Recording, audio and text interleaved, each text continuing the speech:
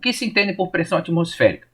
Então a pressão atmosférica, ela nada mais é do que a pressão que a coluna de ar exerce sobre os diversos pontos onde estão inclusos, estão dentro dessa atmosfera, tá? A pressão atmosférica aumenta ou diminui com a altitude, então vamos lá parar para pensar. Suponha que essa é a superfície da Terra, aqui está lá uma montanha, aí eu tenho aqui o ponto A, tenho aqui o ponto B, e vamos supor que esse aqui é o meu limite atmosférico. Tá? Então, sobre o ponto A, eu vou ter toda essa coluna de ar. Sobre o ponto B, eu vou ter apenas essa coluna de ar. Então, quanto mais eu subo, tá? Menor vai ser a minha pressão atmosférica. Ok? Então, subir a montanha, diminui a coluna de ar, diminui a pressão atmosférica que está agindo sobre a minha pessoa. Ok? Bom, a figura abaixo mostra o princípio de funcionamento de um elevador hidráulico, formado por um sistema de vasos comunicantes, contendo um fluido incompressível no seu interior.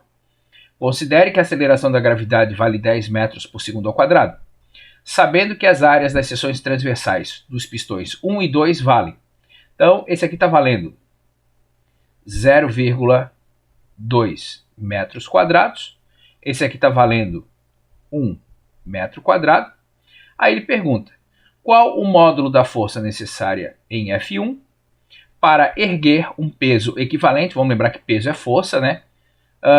De uma carga de massa igual a 100 kg. Bom, força F2 vai ser peso. Peso é massa vezes aceleração gravitacional. Então a massa é de 100 kg, a aceleração gravitacional 10. Então quer dizer que eu tenho aqui 1000 newtons, tá? Como se trata de um sistema de macacos hidráulicos, né?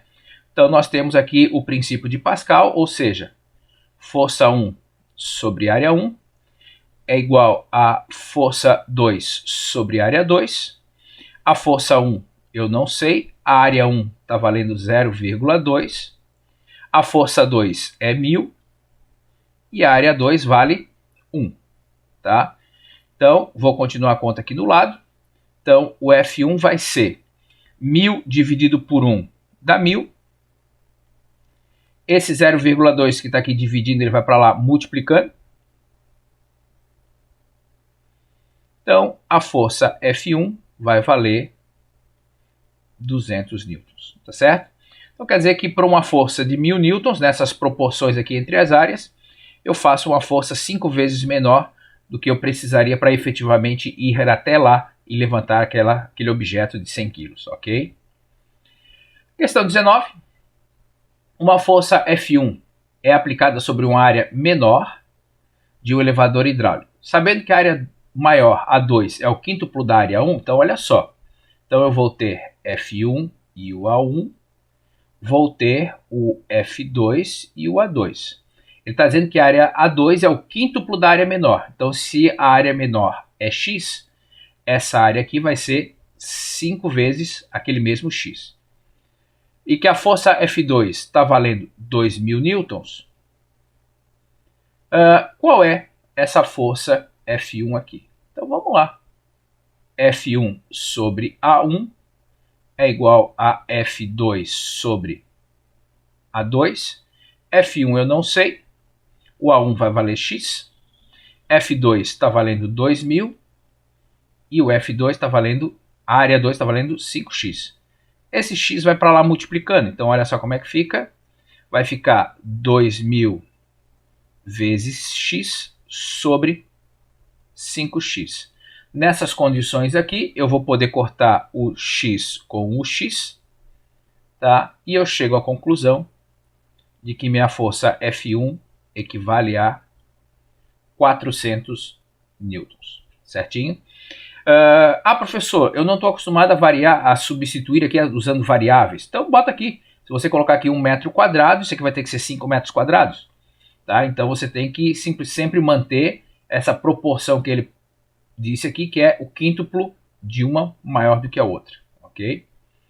E a questão de número 20.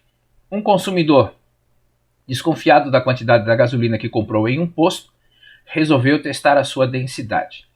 em um sistema de vasos comunicantes contendo inicialmente água no raio igual a 1, despejou uma certa quantidade de gasolina.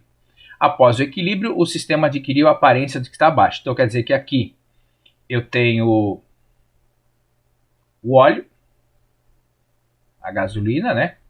E aqui eu tenho a água. Tá? Determine a densidade da gasolina. Então essa daqui é a minha densidade da água. Tá? Então o que acontece? Eu vou colocar aqui ponto 1, ponto 2, que está no mesmo nível, né? Então o que acontece? A pressão no ponto 1 é igual à pressão no ponto 2. Pressão no ponto 1 eu tenho a pressão atmosférica mais a pressão hidrostática do óleo, da gasolina. Então vai ficar a massa específica da gasolina vezes a gravidade vezes a altura da coluna de gasolina. Na pressão 2, nesse espaço aqui, eu também tenho a pressão atmosférica, só que eu tenho a massa específica da água vezes a aceleração gravitacional vezes a altura da coluna de água. Bom, como eu tenho a pressão atmosférica dos dois lados, eu posso descartá-la, posso cortá-la. Já vimos que eu vou poder cortar a aceleração gravitacional que está lá e aqui. E agora eu vou seguir com as contas, né? A massa específica da gasolina eu não sei, mas eu sei que a massa específica da gasolina é de 10 centímetros. Perdão, a altura da coluna de gasolina é de 10 centímetros. Massa específica da água é 1. Tá? A altura da coluna de água é 8. Então, a minha massa específica da gasolina vai ser 8 sobre 10, que vai dar 0,8 gramas por centímetro cúbico. Nesse caso, você vai lá numa tabela e compara essa massa específica que você encontrou com a massa específica esperada da gasolina. Se ela realmente fechar o mesmo 0,8, beleza, tua gasolina está pura. Se não fechar 0,8, opa, aí nós temos um problema que provavelmente esse posto está te vendendo uma gasolina adulterada, ok? Pessoal, bons estudos para vocês, um grande abraço a todos, tchau, tchau.